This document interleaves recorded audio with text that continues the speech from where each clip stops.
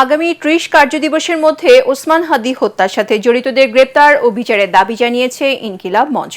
মঞ্চের সদস্য সচিব আব্দুল্লাহ আল জাবের বলেন, বিচার দাবিতে ২৬ ডিসেম্বর থেকে লাগাতার কর্মসূচি দেওয়া হবে। শাহবাগের শহীদি শপথ অনুষ্ঠানে এসব কথা বলেন তিনি।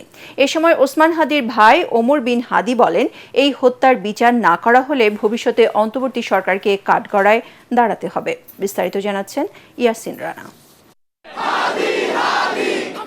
শাহবাগ জাতীয় জাদুঘরের সামনে ওসমান হাদির হত্যাকারীদের গ্রেফতার ও ৩০ দিনের মধ্যে বিচার নিশ্চিত এবং ইনসাফের বাংলাদেশ বিনির্মাণে শহীদি শপথের আয়োজন করে ইনকিলাব মঞ্চ।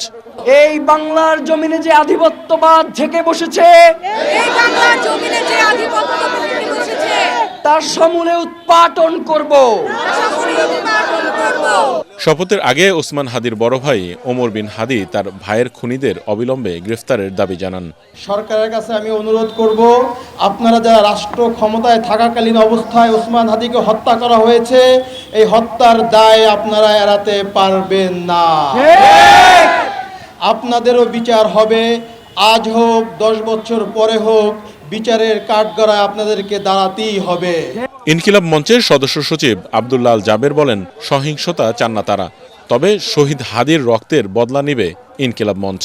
আগামী ২৫ তারিখের পরে আমরা বাংলাদেশের লাগাতার কর্মসূচি ঘোষণা করব এবং সারা দেশে সেই কর্মসূচি বাস্তবায়িত হবে। বাংলাদেশকে ওসমান হাদির খুনিদের গ্রেফতার করা না পারা পর্যন্ত বাংলাদেশে আমাদের এই লড়াই চলমান থাকবে। আমরা যদি মরেও যাই, আপনারা এই লড়াই চালিয়ে যেতে প্রস্তুত আছেন না?